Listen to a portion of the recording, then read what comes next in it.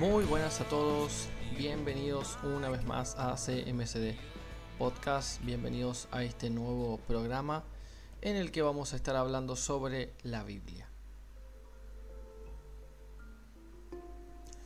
La Biblia es el libro sagrado de la religión cristiana y una de las obras literarias más influyentes de la historia. Es una recopilación de textos escritos por varios autores bajo la inspiración divina, según la creencia cristiana. La Biblia se divide en dos partes principales. Por un lado tenemos el Antiguo Testamento, el cual contiene la historia del pueblo hebreo, la creación del mundo, la alianza entre Dios y el pueblo elegido y los profetas que anunciaron la venida del Mesías. Por otro lado tenemos el Nuevo Testamento, que narra la vida, enseñanzas, muerte y resurrección de Jesucristo, considerado el Hijo de Dios y el Salvador de la humanidad. También narra la historia de los discípulos de Jesús y de las primeras comunidades cristianas. Cabe resaltar que el Antiguo Testamento debe leerse a la luz del Nuevo Testamento. En la Biblia encontramos historias, relatos de eventos y personajes bíblicos, salmos y cánticos de alabanza, mensajes de Dios a través de los profetas, mandamientos y principios para la vida cotidiana, y mensajes apocalípticos como visiones del fin de los tiempos y el juicio final. La Biblia ha sido traducida a miles de idiomas y ha influido significativamente en la cultura, el arte, la literatura y la historia de Occidente.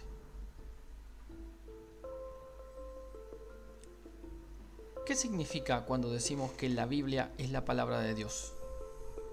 Significa que la Biblia es efectivamente inspirada por Dios, como dice 2 de Timoteo 3, 16 y 17, que toda la escritura es inspirada por Dios. Fue escrita por hombres que fueron motivados por Dios para hacerlo y que contiene la palabra de Dios, es decir, todo lo que Dios ha hablado a los hombres que le escribieron. Cada libro de la Biblia debe leerse e interpretarse teniendo en cuenta su género literario y el contexto en el que fue escrito. Por ejemplo, el libro de Apocalipsis contiene muchas alegorías, metáforas y simbolismos que no deben interpretarse literalmente, sino que cada una de las imágenes e ideas que éste transmite deben interpretarse estudiando la intención del texto y el contexto en el que fue escrito. Ahora, ¿la Biblia contiene errores y contradicciones? Sí, algunos ejemplos de esto serían Génesis 1 y 2, que son diferentes relatos de la creación. Mateo 1 y Lucas 3 tienen genealogías contradictorias de Jesús. Marcos 1 y 2 y Mateo 3, 1 y 2 tienen diferentes ubicaciones del ministerio de Juan el Bautista, y como estos ejemplos podremos enumerar muchos más. Ahora, ¿cómo podríamos explicar todo esto? Y hay que tener en cuenta varias cosas. En primer lugar, el contexto histórico y cultural. La Biblia refleja el lenguaje y las costumbres de su época. También diferentes perspectivas. Los autores bíblicos tenían objetivos y enfoques distintos. Errores en la transmisión del texto a lo largo de los siglos. Y diferencias en la comprensión y aplicación de los textos. A pesar de esto, la Biblia no pierde valor, ya que lo que importa son sus elementos claves, los cuales son consistentes de principio a fin. Algunos de estos elementos son la historia de la creación y el pecado, que se encuentra en Génesis, la promesa de un Salvador, en Génesis, Isaías, en Juan, la alianza entre Dios y su pueblo, Génesis, Éxodo, Jeremías, la figura de Jesucristo como Mesías y Salvador en los Evangelios, y la idea de la restauración y la nueva creación en Apocalipsis. Pero sobre todo, la Biblia nos revela a Cristo, quien para los cristianos es el Redentor de la humanidad y es el único camino a Dios. Es decir, el único por el cual podemos tener la salvación.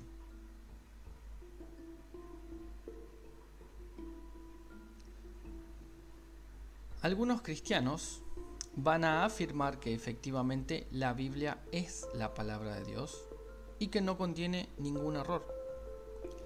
Y van a utilizar un argumento circular para defender esta idea, el cual sería que la Biblia es la palabra de Dios, porque la Biblia misma lo dice. El problema con esta afirmación es que muchos terminan convirtiéndose en bibliólatras, es decir, toman la Biblia como una fuente infalible y como la mayor autoridad, tirando por la borda el uso de la razón y la experiencia, llegando incluso, aunque suene contradictorio, a venerar más a la Biblia que a Dios mismo, aceptando la Biblia sin ningún tipo de cuestionamiento, interpretándola de forma literal y sin considerar el contexto, rechazando también el estudio histórico y la crítica bíblica, además de rechazar cualquier perspectiva diferente. Lo que pasa también es que a muchos les genera seguridad la idea de tener una fuente que no contiene errores. Como consecuencia, se termina forzando las interpretaciones, incluso al punto de contradecirse, se rechaza la ciencia y la razón y se simplifica de manera excesiva la fe y la moral, lo que puede llevar al fanatismo, a la manipulación por medio de esta e incluso en muchos casos puede ser utilizada para justificar actos de violencia y discriminación. También se debate mucho sobre cuál versión de la Biblia es la mejor. Y la verdad que esta es una de las discusiones más inútiles y sin sentido que se pueden dar. Ninguna versión de la Biblia es mejor, ni la más antigua Reina Valera 1960, ni la más moderna Palabra de Dios para Todos, ni la Biblia de las Américas, ni la nueva versión internacional. La realidad es que los comités de traducción no compiten por ver quién hace la mejor traducción, sino que todos hacen su mejor esfuerzo por traducirla lo mejor posible, y ninguna está exenta de cometer errores. Cualquier versión es buena en tanto no se tergiverse su mensaje central.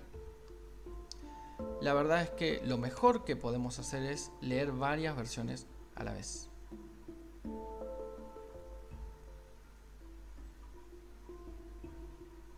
Por otro lado, vamos a refutar algunos mitos populares.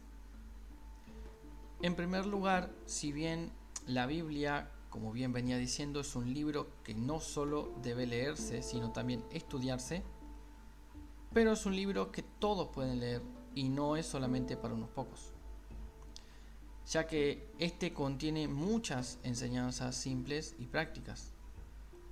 Lo que no se debe hacer es forzar la interpretación de las historias o los pasajes más difíciles de entender.